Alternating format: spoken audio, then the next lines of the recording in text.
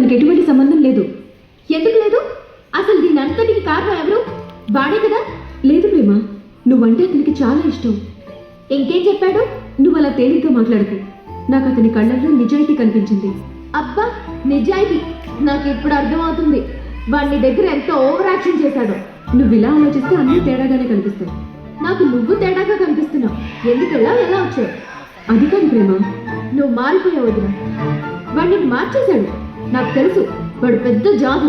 ఏంటి అలా మాట్లాడతావు? వాడెంత మాయగాడు కాకపోతే నన్ను ఇంప్రెస్ చేయడానికి వాడి గురించి వాడే ఉత్తరాల్లో చెడ్డగా రాసుకుంటాడు. అదేదో చిన్న అలర్ట్ చేశాడులే. బట్ ఇప్పుడు తను కూడా చాలా బాధపడుతున్నాడు. అందుకే తనే పర్సనల్గా వచ్చి నీ ప్రాబ్లం సాల్వ్ చేస్తానన్నాడు.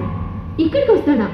వదిన, ముందే చెప్తున్నాను, వాడు కానీ వాడి ఫ్యామిలీ కానీ అంతెందుకు, అసలు ఖమ్మం నుంచి ఎవరు వచ్చినా గుమ్మంలోకి రానివ్వను. పోనీ ఒకసారి ఫోన్లో మాట్లాడు. నేను వాడితో మాట్లాడను. నెవర్. లైఫ్లో ఇంకెప్పుడు వాడి మొహం కూడా చూడను. ప్రేమ, చూడను చూడను చూడను. ప్రేమ